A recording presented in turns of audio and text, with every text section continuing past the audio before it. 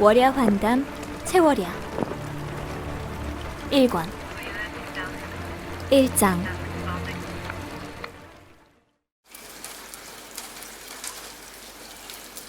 낡은 프로텐 스피커에서 지직거리는 라디오 소리가 흘러나왔다. 노스트라다무스가 예언한 파멸의 날도 훨씬 지난 21세기의 서울. 고풍스러운 찻집에서 바텐더는 낡은 레코드판들을 조심스럽게 걸레로 닫고 있었다. 스피커는 늙은 시나트라의 목소리를 거칠게 재생했다. 창밖에는 비.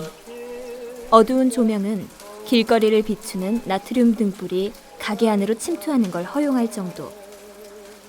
장사가 잘 된다면 그게 이상한 특이한 바였다. 하지만 나름대로 고풍스러운 맛이 있는 곳이었다.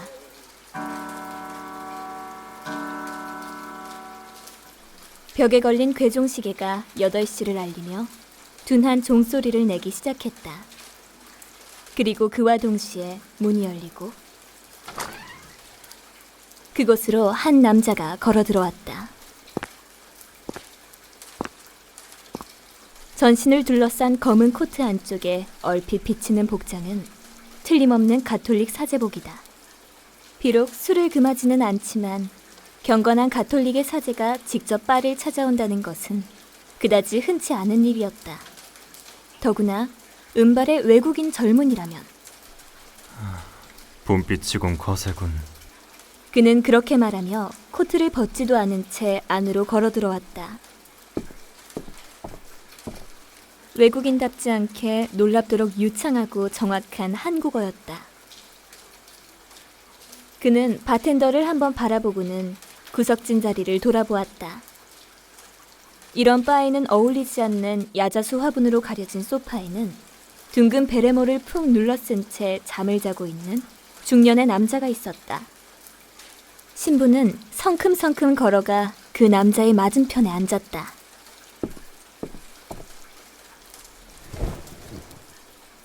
성직자라기보단 무법자에 가까운 그 행동은 그의 특이한 용모를 제외하고서라도 이목을 끌기 충분했다.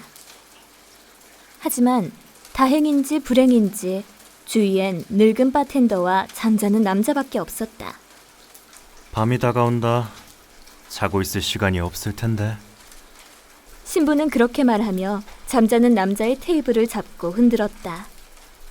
그러자 중년 남자는 베레모를 벗으며 자리에서 일어났다가 도로 앉았다.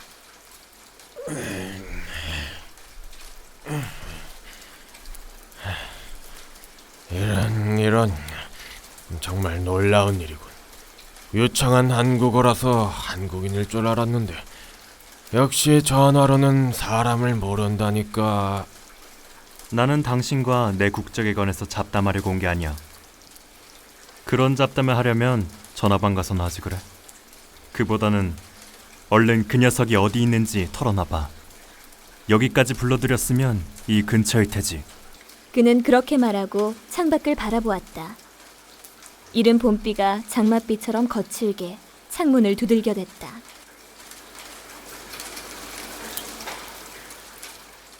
남자는 모자를 벗으며 말했다. 이 근처이긴 했습니다만 그 후의 종적은 잘 모르겠습니다. 알을 하나 까놓고 갔을 뿐이죠. 녀석의 행방을 모른다고? 예, 대신 스폰이... 남자는 그렇게 말하면서 비굴하게 웃었다. 그러나 은발의 신부는 냉정하게 말을 잘랐다. 그런 놈들에겐 관심이 없어. 행방을 모른다면 당신과의 거래도 그걸로 끝이지. 그는 그렇게 말하고 자리에서 일어나 성큼성큼 걸어나갔다. 그러자 베레모의 남자는 깜짝 놀라서 일어났다. 그럼 나는 이만. 하지만 녀석들이라면 행방을 알고 있을 겁니다. 누가 뭐래도 자식이니까요. 그러자 성큼성큼 걸어가던 신부의 발이 멈춰섰다. 그와 동시에 낡은 LP판의 끝에 바늘이 닿았는지 스피커로부터 거북한 노이즈가 난다. 교활한 놈. 새카만 코베트 쿠페 한 대가 거의 주차장이나 다름없이 변한 2차선 도로를 미끄러지듯 빠져나갔다. 운전석에 앉은 은발의 신부는 마치 카레이서라도 되는 양 핸들을 돌리면서 빠르게 도로를 지나고 있었다.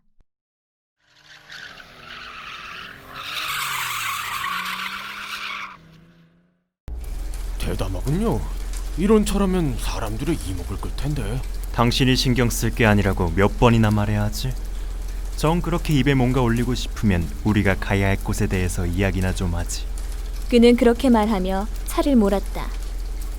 중년 남자는 그 말을 듣고 어색한 미소를 짓더니 설명을 시작했다.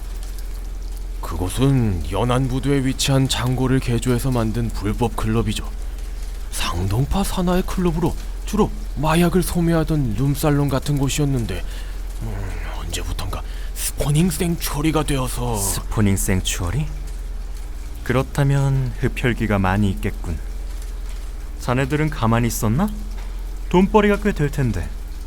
상동파는 두목 정상동이 90년대 초에 세운 조직으로 크진 않지만 위험하죠.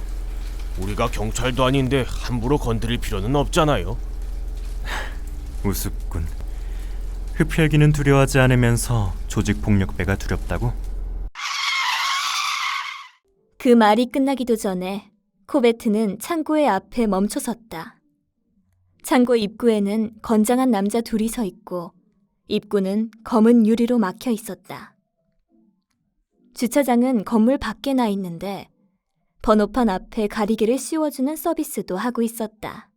좌석 뒤에 보면 케이스가 하나 있을 거야. 신부는 그렇게 말하며 문을 열고 쏟아지는 빛 속으로 성큼 걸어나갔다.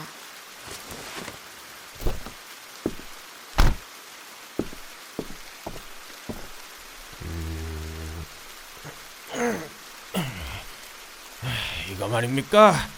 중년 남자는 뒷좌석을 가득 메운 긴 가방을 들어 보였다. 폭만 좀 넓으면 어린아이 하나쯤은 들어갈 것 같은 검은색 케이스로 무게도 정말 사람을 집어넣은 것처럼 무겁다. 중년 남자는 속으로 혀를 차며 그걸 꺼냈다. 기타 케이스였으면 좋았겠지만 그만큼 큰 기타를 찾기가 쉽지 않더군. 첼로나 베이스는 너무 크고. 신부는 그렇게 말하고 입구로 성큼성큼 걸어나갔다. 그러자 경호원임의 분명한 두 명의 남자가 입구를 막아섰다. 아, 실례지만 초대장을 보여주시죠. What the hell? 신부는 즉시 능청을 떨었다. 그러자 경호원들은 대번에 당황했다. 상동파의 조직원인 이들이 만약 외국인과 대화할 정도라면 조직 폭력배가 아니라 관광 가이드이리라. 그들은 난감함을 감추지 않고 서로 쳐다보았다. 하, 이런 시팔. 이태원도 아닌데 진짜 양키잖아. 좆됐네. 야, 너 영어 좀 아냐? 난 영어만 학을 땐다. 경현이 불러와라. 대학물 먹었다.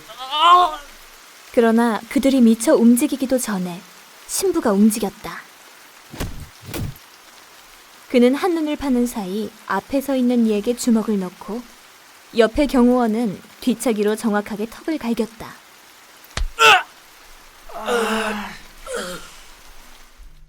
빡 하는 깨끗한 소리와 함께 두 사람이 쓰러졌다.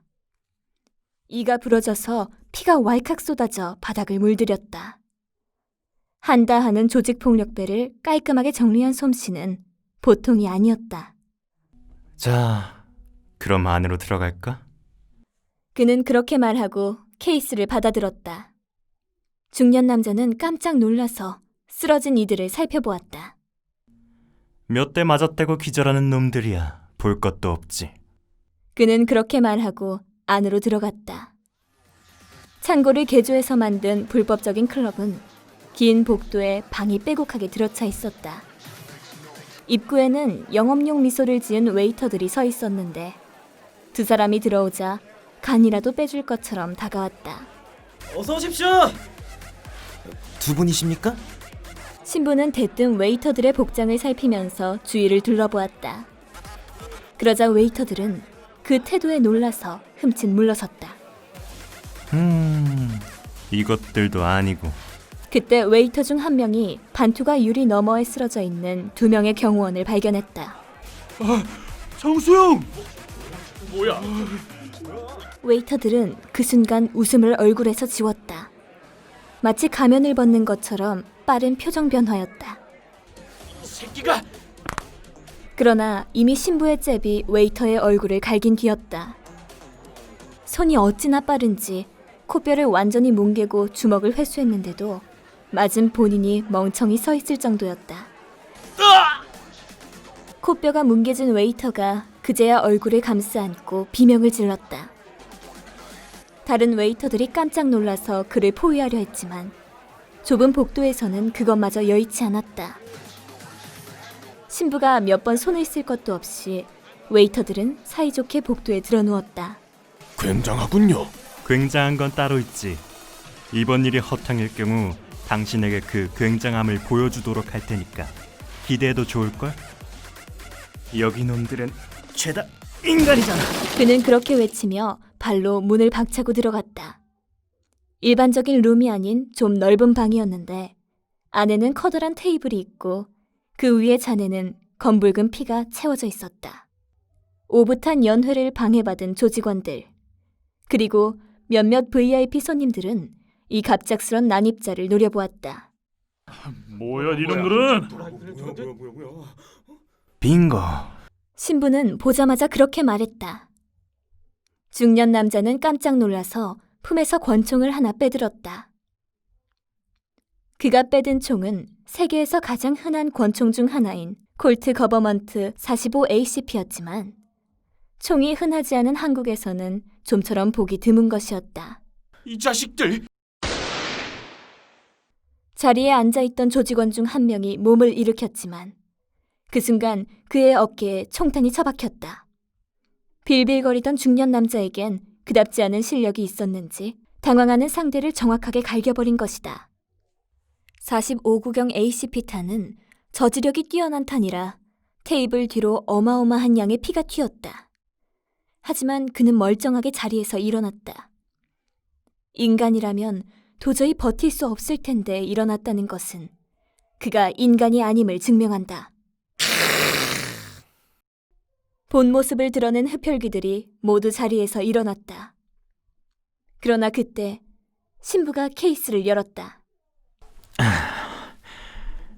네 놈들이 여기서 무슨 파티라곤 관심 없어. 하지만 너희들에게 가짜 영생을 판 이단자에 그는 그렇게 말하며 케이스 안에서 거대한 라이플을 꺼내 바로 달려든 흡혈귀를 향해 갈겼다.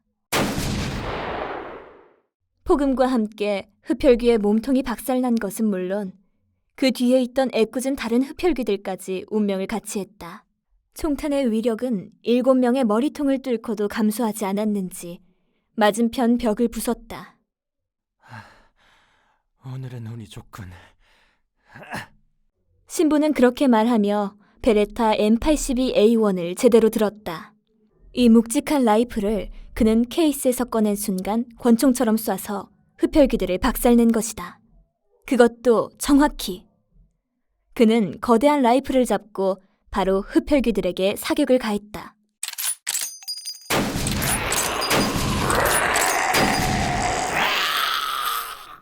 이 개자식, 순대를 토하게 해주마. 흡혈귀들은 전의를 불사르며 달려들었지만 신부는 침착하게 사격에만 열중했다.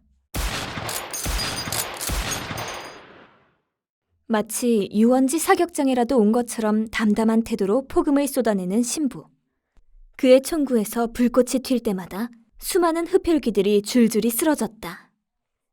이 좁은 공간에서 어지간한 어린아이보다 더 긴 총을 사용한 것 치곤 믿을 수 없는 전과다.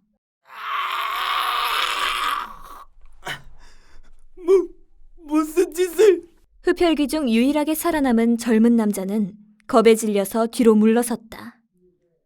신부는 겁에 질린 흡혈귀를 향해 총구를 겨눈 채로 다가가며 말했다. 아니, 생각해보니까 대답은 한 명만 살아있어도 들을 수 있을 것 같거든. 어디 한번 이야기해 주실까? 너희들에게 거짓 영생을 판 이단자가 어디 있는지.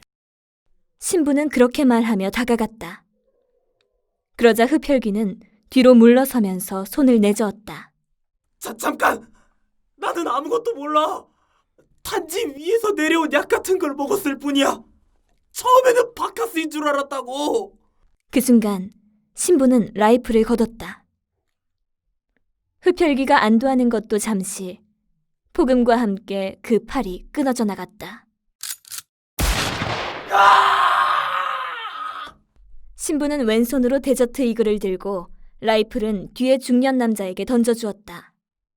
자, 케이스에 넣어놔.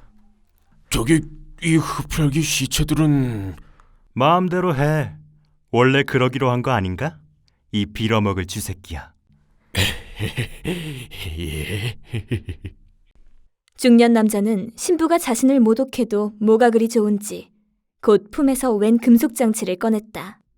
그것은 두터운 비닐팩과 연결되어 있었는데 그가 그 장치를 흡혈귀의 시신에 꽂자 비닐팩 안으로 피가 고이기 시작했다. 팔을 잃은 흡혈귀는 바닥에 주저앉아서 비명을 지르고 있었다. 지금 같은 심정에서는 차라리 경찰이라도 달려왔으면 싶지만 이상하게도 총성이 울려 퍼지는데도 경찰이 움직이는 기미가 없었다. 이야기하는 데는 팔이 필요 없지. 그렇지? 자, 그 다음은 아마 내 왼쪽 다리가 될 것 같아. 어서 말하지 않으면 액션 열차가 출발할 거야. 인내심을 시험하는 좋은 기회지. 안 그래? 그는 그렇게 말하고 자신의 데저트 이글 50 액션 익스프레스를 흡혈귀의 왼쪽 대퇴부에 겨눴다. 그러자 흡혈귀의 얼굴에 경악이 떠올랐다. 미친 새끼.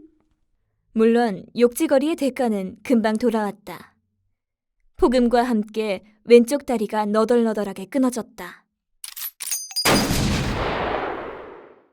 신부의 말을 빌리면 액션 열차는 59경의 특수 매그넘탄으로 살상력에 있어서는 라이플탄 못지않았다. 내 질문에 대답하지 않겠다면 이대로 피를 빨아내는 것도 괜찮지. 흡혈귀, 인간에게 피를 빨리게 되면 그 영생이라는 것에 대해서 좀 이야기할 기분이 날 거야. 그렇지? 신부는 그렇게 말하고 옆을 곁눈질했다. 그곳에는 중년 남자가 신이 나서 쓰러진 흡혈귀의 몸에 채열기를 꽂고 피를 빨아내고 있었다. 실제로 통증은 거의 없을 테지만 상상력이라는 것만큼 뛰어난 협박자도 없는 법이다.